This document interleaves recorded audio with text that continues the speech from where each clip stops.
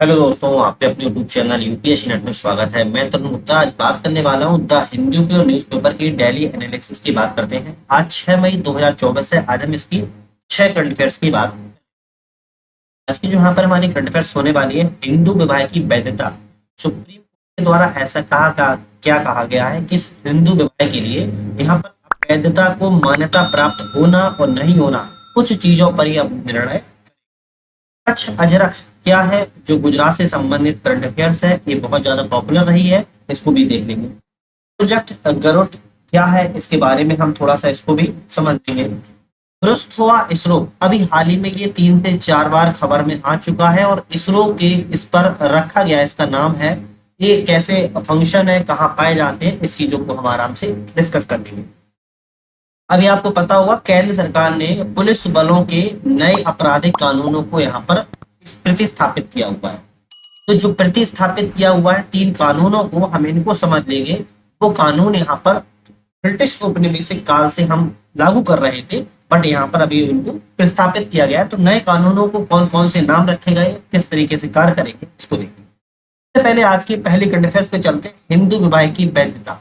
तो हिंदू विवाह की वैधता क्या है, इसको हम समझेंगे, क्योंकि सुप्रीम कोर्ट जब भी किसी करंट अफेयर्स पर क्वेश्चन मार्क कर देता है ना, तो ये इंपॉर्टेंट हो जाता है, चाहे वो यूपीएससी का एग्जाम हो या स्टेट पीसीएस का एग्जाम।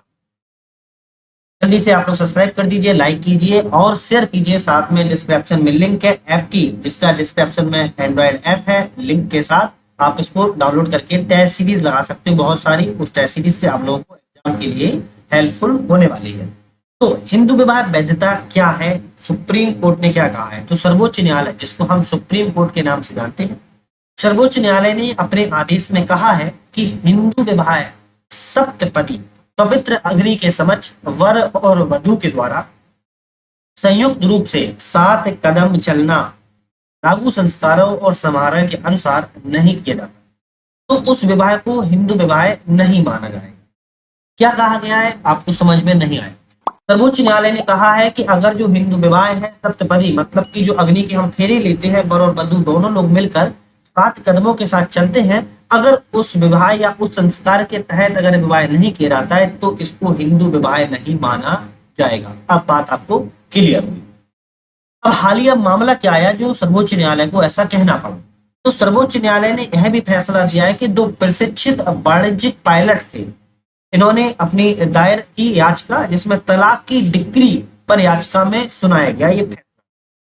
उन्होंने हिंदू विवाह की वैधता की आवश्यकताओं को पूरा नहीं किया था और सर्वोच्च न्यायालय के संविधान अनुच्छेद 142 के तहत अपनी पूर्ण शक्तियों का प्रयोग करते हुए सर्वोच्च न्यायालय ने माना है कि दंपत्ति ने कानूनों के अनुसार विवाह नहीं किया था।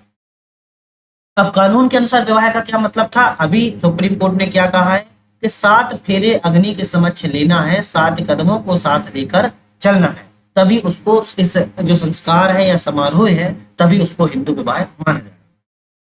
हिंदू विवाह अधिनियम को तहत वैध समारोह के बिना उन्हें जारी किए गए विवाह जो प्रमाण पत्र होते हैं अमान्य कर दिया गया। ध्यान रखिएगा, अगर किसी भी तरीके से जो वैध समारोह होते हैं, अगर उसके बिना विवाह प्रमाण पत्र दिया जाता है, तो उसको भी अमान्य कर देगा सुप्रीम कोर्ट। इसमें भी कोई हिचक वाली बात नहीं है। तो 2 प्रशिक्षित, मतलब कि पढ़े लिखे 2 वाणिज्यिक पायलट थे, उनकी एक दायर याचिका हुई और सर्वोच्च न्यायालय अपने विवेक का प्रयोग करते हुए, अपनी शक्ति का प्रयोग करते हुए अनुच्छेद 142 के तहत उसने बताया है कि दंपत्ति ने कानून के अनुसार विवाह नहीं किया था, इसलिए उनको वैध नहीं माना गया।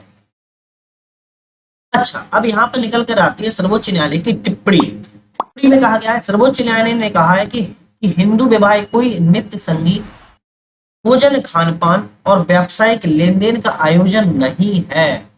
इतनी बढ़िया बात सुप्रीम कोर्ट ने कही है कि एक विवाह होना कोई नृत्य संगीत का कारण नहीं है, कोई खाने पाने का, भोजन का एक आयोजन नहीं है, कोई व्यावसायिक लेन देन का या समारोह नहीं है।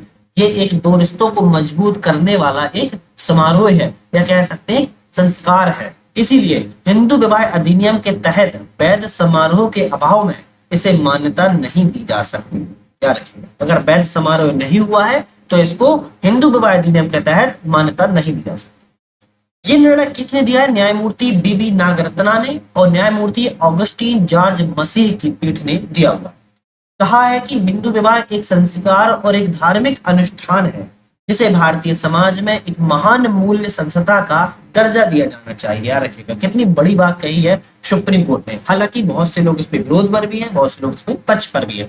खैर वो मामला अलग है। सर्वोच्च न्यायालय जब भी कोई बात कहता है वो हमारे लिए इंपॉर्टेंट हो जाती है, इतनी बात मूल्यवान है ना। हिंदू विवाह अधिनियम 1955 की प्रमुख विशेषताओं की बात कर लेते हैं थोड़ा सा, जो विशेषताएं इंपॉर्टेंट है। इस अधिनियम के लागू होने के बाद हिंदुओं के बीच विवाह से संबंधित जो कानून को संहिताबद्ध कर दिया गया था।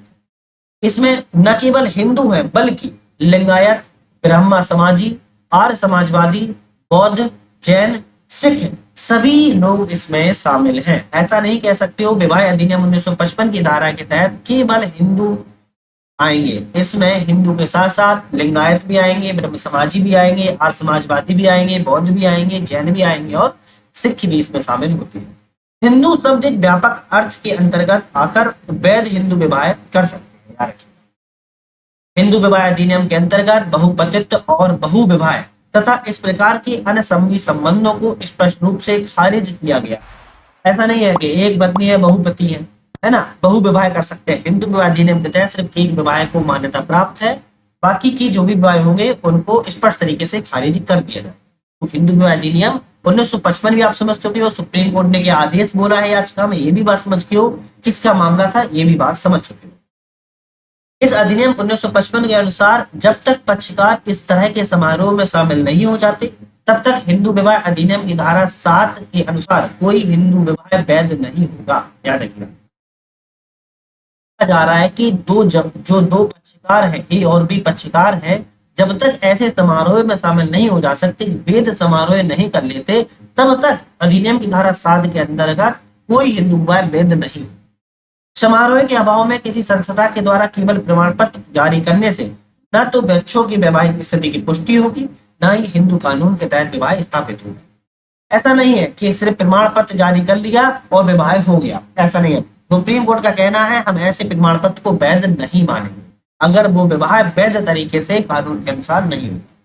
शीर्ष अदालत ने इस बात पर प्रकाश डाला है कि यदि कोई विवाह हिंदू विवाह अधिनियम की धारा 7 के अनुसार नहीं हुआ तो पंजीकरण विवाह की वैधता को प्रदान नहीं करेगा। कहा गया है कि हिंदू विवाह अधिनियम की जो धारा 7 के अनुसार नहीं हुआ है अगर विवाह, तो पंजीकरण विवाह को वैधता प्रदान यहाँ पर नहीं की जाएगी। साफ तौर पर सुप्रीम कोर्ट ने खुले तौर पर कहा है। अब एग्जाम के लिए आप थोड़ा सा इसको नोट कर लीजिए, यहाँ पर कहीं पर लिख लीजिए।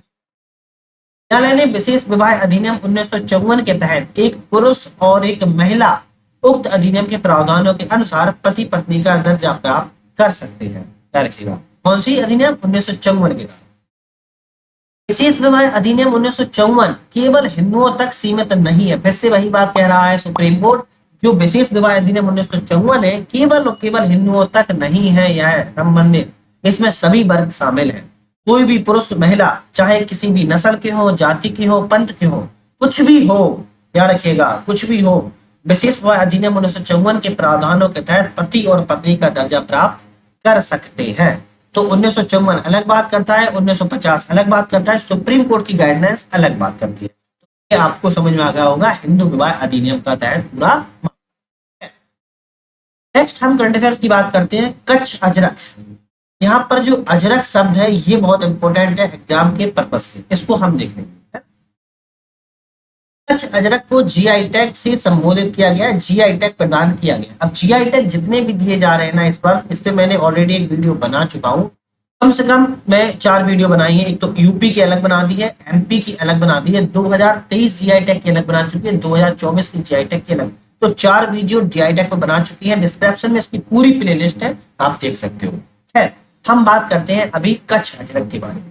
हाल ही में पेटेंट, डिजाइन और ट्रेडमार्क महानियंत्रक, जैसे हम CGPDMB कहते हैं, गुजरात के कच्छ क्षेत्र में आने वाले कच्छ अजरक के पारंपरिक कारीगरों को, यार कैसा है, कारीगरों को भौगोलिक संकेतक मतलब कि जीआई प्रमाण पत्र प्रदान किया गया है।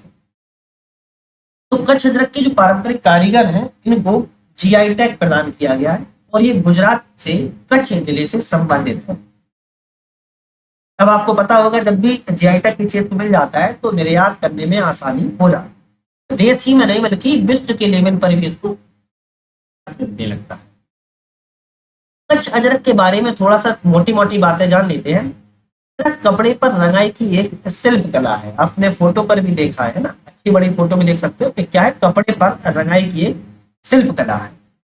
इसका गुजरात के सिंध, बाड़मेर और कच्छ क्षेत्रों से विशेष सांस्कृतिक महत्व, इसकी विरासत शताब्दियों से फैली हुई है, मतलब कि सह शताब्दियों से चली आ रही है। अजरक कच्छ के स्थानीय समुदायों के लिए एक प्राचीन प्रतीक है। रबारी, मालाधारी और अहीर जैसे खाना बदोश जो पशुपालक और कृषि समुदाय हैं, अजरक मुद्रित कपड़े को पगड़ी, लुंगी और स्टॉल के रूप में, तो यहाँ पर आप समझोगे कच्छ अजरक पर कच्छ जिले में किया जाता है और इसका गुजरात के सिंध, बाड़मेर और कच्छ क्षेत्रों में इसका विशेष सांस्कृतिक महत्व है, क्योंकि इसको पशुपालक और कृषि समुदाय के लोग पगड़ी, लुंगी और स्टेल के रूप में प्रयोग करते हैं। अजरक का नामकरण कैसे हुआ है, तो ये अजरक से हुआ है, जिसका अर्थ होता है नील। क्या रखें, क्या होता है, नील, इंडिगो। इसका उपयोग अक्सर नीले रंग का प्रभाव प्राप्त करने के लिए एक शक्तिशाली रंग के रूप में किया जाता है। वस्त्रों में चटक रंगों का उपयोग किया जाता है, जिसमें पारंपरिक रूप से 3 रंग शामिल होते हैं। नीला जो कि आकाश को दर्शाता है, लाल जो कि भूमि और अग्नि को दर्शाता है, सफेद जो कि सितारों को दर्शाता है। तो इसमें आप देखोगे अंतरिक्ष, ब्रह्मांड और पृथ्वी, तीनों चीजों को यहाँ समावेश किया जाता है। तो कच्छ अजरक बहुत इंपॉर्टेंट है, इसको जीआई टैग मिला हुआ है, तो अपने आप में ये वैसे पॉपुलर हो चुका है ना। तो इसके बारे में थोड़ा सा ध्यान रखने की कोशिश करिए। प्रोजेक्ट ग्रुट क्या है, इसके बारे में बात करते हैं। और ये रोबोट है, क्या है, रोबोट है, और ये किस तरीके से फंक्शन का काम करता है, अब इसको हम एक्सप्लेन के माध्यम से समझ लें। अभी तक आप लोगों ने चैनल को सब्सक्राइब नहीं किया है, सब्सक्राइब कर लीजिए दोस्तों, लाइक कीजिए, मुझे अच्छा लगेगा। साथ में बेल आइकन प्रेस करके आप लोग बेल आइकन दबा लीजिए, जिससे कि आने वाली वीडियो नोटिफिकेशन मिलता रहे।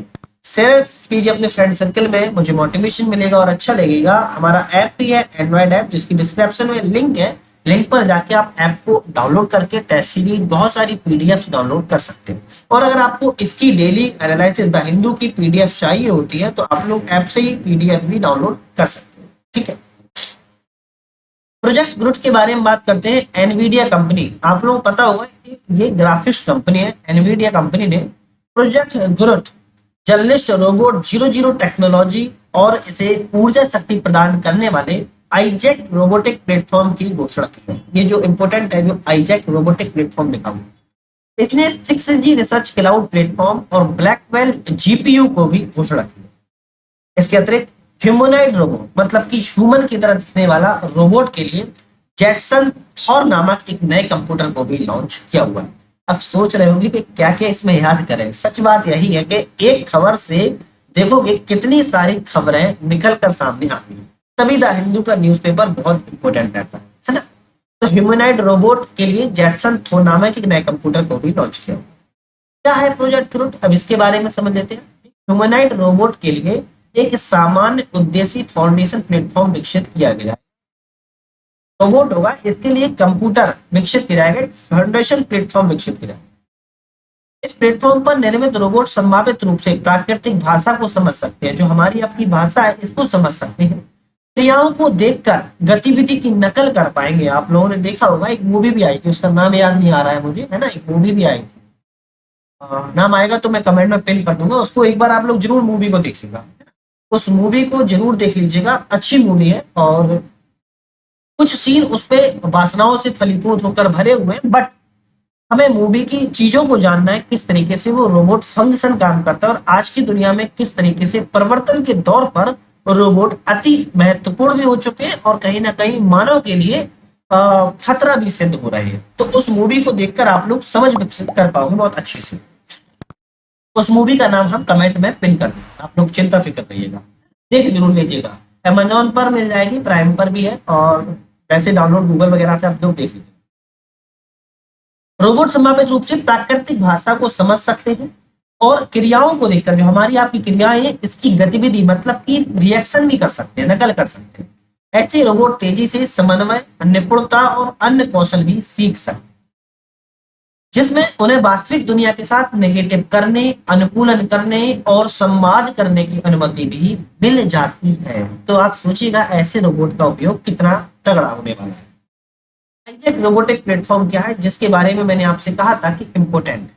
हाईजैक रोबोटिक प्लेटफॉर्म प्रोजेक्ट रूप में उपयोग किए जाने वाले आईजैक उपकरण किसी भी वातावरण में किसी भी रोबोट के लिए नए फाउंडेशन मॉडल करने में बनाने में सक्षम होंगे। क्या रखेगा, तभी आईजैक उपकरण इंपोर्टेंट है। ये किसी भी वातावरण में हो सकते हैं, किसी भी रोबोट के लिए एक प्लेटफॉर्म के तौर पर, एक मॉडल के तौर पर ये सक्षम है बनाने में। इन उपकरणों में सुदृढ़ीकरण, सीखने से स्पार्क लैब और ओएसएमओ शामिल है, जो कि एक ऑर्क स्टेशन सेवा है। कैसी है? ऑर्क स्टेशन सेवा है।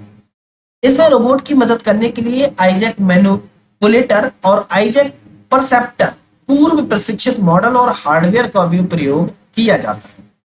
तो आईजैक रोबोटिक प्लेटफॉर्म अपने आप में एक इंपॉर्टेंट है, क्योंकि किसी भी रोबोट के वातावरण को ये क्या कर सकते हैं, सक्षम कर सकते हैं। नेक्स्ट हमारी करंट अफेयर्स है बृहस्पति इसरो। अभी बृहस्पति इसरो ना, ये वैसे तो 3 मंथ से चर्चा में है, कितने 3 मंथ से चर्चा में है, लेकिन इसरो के नाम पर इसको कहीं ना कहीं रखा गया है, तो ये चर्चा में परमानेंट बना हुआ है। इसकी नई प्रजाति की खोज परमानेंट की जा रही है। केरल विश्वविद्यालय के शोधकर्ताओं ने कोल्लम तट के गहरे समुद्र में 250 से लेके 450 मीटर की गहराई में आइसोपॉड, एक नई प्रजाति की खोज की है, जिसका नाम बृहस्पति इसरो रखा गया। तो किसने किया हुआ है? केरल के विश्वविद्यालय के शोधकर्ताओं ने कोल्लम तट पर, याद रखिएगा अगर तट का भी नाम आए तो वो भी मैंने आप लोगों को नोट करा दिया है, कोल्लम तट की एक नई प्रजाति की खोज की। बृहस्पति इसरो के बारे में समझते हैं। बृहस्पति वंश का एक परजीवी आइसोपोड है। क्या है? परजीवी आइसोपोड है, जो कि एक समुद्री मछली है। स्पाइनिजा ग्रीन आई के गिल के गुहा के भीतर रहता है। फोटो में आप देख पा रहे हो ना, गिल के गुहा के भीतर यह रहता है। इस प्रजाति का नाम बृहस्पति इसरो भारतीय अंतरिक्ष अनुसंधान संगठन इसरो के सम्मान में रखा गया है। ऐसा नहीं है कि ऐसे ही रख दिया गया है, इसरो के सम्मान में रखा गया है। प्रजाति भारत में परिलक्षित होने वाली बृहस्पति वंश की दूसरी प्रजाति है। इंपॉर्टेंट है, अगर एग्जाम में आए कौन सी प्रजाति है, तो दूसरी, सेकेंड प्रजाति है। इस प्रजाति की मादाएं नर की तुलना में बड़ी होती है। जो नर होता है उस नर की तुलना में ये बड़ी होती है। आइसोपॉड क्या है? आइसोपॉड के बारे में इंपॉर्टेंट है समझना। आइसोपॉड ऑर्थोपोडा संघ और क्रेस्टिया उपसंघ का अकेशेरुकु बिना रीढ़ की हड्डी वाला जीवों का एक गण होता है। मतलब कि रीढ़ की हड्डी के बिना हुआ जीव होता है, एक अकेशेरुकु क्रिस्टियन उपसंघ का एक गण है, जिसके सदस्यों को आइसोपॉड कहा जाता है। यह एक बड़ा क्रेस्टियन समूह है, जिसमें लगभग 10,000 स्थलीय और जलीय दोनों प्रकार की प्रजातियां शामिल हैं। आइसोपोड जीवाश्म रिकॉर्ड कम से कम 300 मिलियन वर्ष कार्बोनिफेरस काल युग का है, याद रखिएगा। मतलब कि इसका जो जीवाश्म रिकॉर्ड है आइसोपोड का 300 मिलियन वर्ष पुराना है। मतलब कि कार्बोनिफेरस काल का। एक उथले समुद्री जल में ये रहते हैं। वितरण और आवास, मतलब कि ये कहाँ पाए जाते हैं? विश्व भर में पहाड़ों और रेगिस्तानों से लेकर गहरे समुद्र तक अलग अलग प्रकार के आवासों में ये पाए, मतलब कि ये पहाड़ों में भी पाए जाते हैं, ये रेगिस्तानों में भी पाए जाते हैं, और ये समुद्र के गहराई में भी पाए जाते हैं। आइसोपोड जलीय प्रजातियां अधिकतर समुद्र तल पर या फिर मीठे जल निकायों पर रहती हैं। स्थलीय प्रजातियां ठंडे और नम स्थानों पर पाई जाती हैं। जो स्थल की प्रजातियां होती है या तो ठंडे में, कोल्ड में, या फिर नम में पाई जाती है। अधिकांश स्वतंत्र रूप में जीवित रहती हैं, लेकिन कई समुद्री की प्रजातियां अन्य जीवों की, विशेषकर मछलियों पर परजीवी भी होती। तो आप लोगों ने परजीवी, अजीवी, ये सब चीजें पढ़ी होंगी। यहाँ पर इतना डिटेल से बात करने की बात नहीं है, क्योंकि हम ऑलरेडी बहुत डिस्कस कर रहे हैं 6 वीडियोस, 6 करंट अफेयर्स का एक वीडियो के माध्यम से, जो कि इंपोर्टेंट भी रहती है ना। इसलिए आज की हमारी अंतिम होगी। और केंद्र सरकार द्वारा पुलिस बलों को नए आपराधिक कानून, भारतीय न्याय संहिता, भारतीय नागरिक सुरक्षा संहिता, भारतीय संख्या संहिता। तो यहाँ पर जो केंद्र सरकार के द्वारा जो पुलिस के नए कानून लाए गए हैं, कौन कौन से हटाए गए हैं और कौन कौन से लाए गए हैं, इनको हम एक एक करके देख लेंगे। केंद्र सरकार ने नए आपराधिक कानूनों पर देश भर में पुलिस और जेल विभाग के कर्मियों के लिए एक गहन प्रशिक्षण। तो उन्होंने औपनिवेशिक विरासत की जो न्याय प्रणाली है, उस न्याय प्रणाली से न्याय की नई प्रणाली में परिवर्तन के प्रति संवेदनशील बनाया जा रहा है। मतलब कि कहा जा रहा है कि जो न्याय प्रणाली है औपनिवेशिक काल की है। कौन से काल की? जो औपनिवेशिक काल की न्याय प्रणाली है, उस औपनिवेशिक न्याय प्रणाली से नई न्याय प्रणाली, याद रखिए कौन सी है? नई न्याय प्रणाली में परिवर्तन किया जा रहा है। किस तरीके से परिवर्तन किया जा रहा है? तो नए आपराधिक कानून कौन से हैं? संसद ने 3 मौजूदा कानूनों में परिवर्तन किया है। कौन से? भारतीय दंड संहिता अधिनियम 1860, दंड प्रक्रिया संहिता 1973, भारतीय साक्ष्य अधिनियम 1872 को इन्होंने रिप्लेस किया हुआ है भारतीय न्याय संहिता 2023, भारतीय नागरिक सुरक्षा संहिता 2023, भारतीय साक्ष्य अधिनियम 2023 में प्रस्तावित। तो ये जो 3 आपको ऊपर के दिख रहे हैं, ये जो 3 आपको ऊपर के दिख रहे हैं, इनमें क्रमशः परिवर्तन किया गया है। कैसे परिवर्तन किया गया है? तो यहाँ परिवर्तन किया गया है भारतीय 2023 संहिता अधिनियम, सुरक्षा अधिनियम 2023 और साक्ष्य अधिनियम 2023 से रिप्लेस किया गया। नए कानूनों को कब लागू कर दिया जाएगा? तो यह भारत में 1 जुलाई 2024 से, याद रखिए कब से? 1 जुलाई 2024 से इनको पूरे तरीके से लागू कर दिया जाएगा। इंपॉर्टेंट है ना? कानूनों का उद्देश्य क्या है? क्योंकि अपने आप में उद्देश्य इंपॉर्टेंट है। तो देश के नागरिकों को तुरंत न्याय प्रदान करना। कैसा? तुरंत, मतलब कि अति शीघ्र तुरंत न्याय प्रदान करना इसका प्रमुख उद्देश्य है। न्यायिक और अदालत की जो प्रबंधन प्रणाली है उसको मजबूत करना, मतलब कि जो न्याय और न्यायिक साथ में अदालत का जो प्रबंधन है, उस अदालत के मैनेजमेंट को मजबूत करना। क्या करना? मजबूत करना इसका प्रमुख उद्देश्य है। यह नए कानून औपनिवेशिक विरासत से न्याय प्रणाली की ओर परिवर्तन करते हैं। मतलब कि औपनिवेशिक, ब्रिटिश औपनिवेशिक से हम एक नई न्याय प्रणाली में जाकर प्रतिस्थापित हो रहे हैं, तो कहीं ना कहीं परिवर्तन होगा। क्या होगा? परिवर्तन हो रहा है। और आप देख पा रहे हो कि समाज कितना परिवर्तन हो चुका है। उस समाज में परिवर्तन के तहत न्याय प्रणाली को भी परिवर्तन करना है, जो सभी के लिए न्याय पहुंच सिद्धांत के पर आधारित है। मतलब कि सभी तक न्याय पहुंच सके, इस सिद्धांत पर यह कार्य करेगा। पुलिस बलों को प्रशिक्षण का दायरा क्या है? इसका क्यों चर्चा में है? तो पुलिस अनुसंधान और विकास ब्यूरो, जो कि सरकार की प्रमुख प्रशिक्षण और अनुसंधान शाखा है, नए आपराधिक कानूनों पर विभिन्न स्तरों पर पुलिस और जेल कर्मियों के लिए एक प्रशिक्षण, मतलब की ट्रेनिंग, क्या बात करिए, एक ट्रेनिंग मॉड्यूल और विभिन्न प्रशिक्षण कार्यक्रम विकसित करेगा। मतलब कि जो पुलिस अनुसंधान विकास ब्यूरो है, पुलिस और जेल कर्मियां हैं, इनके लिए ट्रेनिंग दी जाएगी। उस ट्रेनिंग के लिए एक मॉडल प्रदान किया जाएगा और उस मॉडल के तहत इनको कार्यक्रम के तहत प्रशिक्षण दिया जाएगा। जो प्रशिक्षुओं को पाठ्यक्रम उपलब्ध कराने के लिए एकीकृत सरकारी ऑनलाइन प्रशिक्षण आईगॉट पोर्टल भी लॉन्च किया गया है, जिसको एकीकरण करके पूरा कर लिया गया। तो आईगॉट के माध्यम से ऑनलाइन प्रशिक्षण भी दिया जा सकता है। आपका नाम है तो आप बता सकते हैं। यह प्रशिक्षण मॉडल BPRND के द्वारा सभी राज्यों और केंद्रशासित प्रदेशों में साझा किए गए थे, जिसमें अपने पुलिस प्रशिक्षण संस्थानों में प्रशिक्षण कार्यक्रम आयोजित करने में सक्षम हो। राष्ट्रीय सूचना विज्ञान केंद्र, आप पता होगा NIC, जिसको हम निक नाम से भी संबोधित करते हैं, राष्ट्रीय सूचना विज्ञान केंद्र के नए आपराधिक कानूनों के कार्यान्वयन के लिए तकनीकी पहलुओं पर ऑनलाइन प्रशिक्षण और ब्रीफिंग सत्र भी आयोजित किए जाएंगे। तो ये जो पूरा मामला आप लोगों ने देखा है, इंपॉर्टेंट है कहीं ना कहीं, है ना? तो आज हम यहीं पे समाप्त करते हैं। नेक्स्ट वीडियो पुनः मुलाकात करेंगे। वीडियो को मिलने का बहुत बहुत धन्यवाद।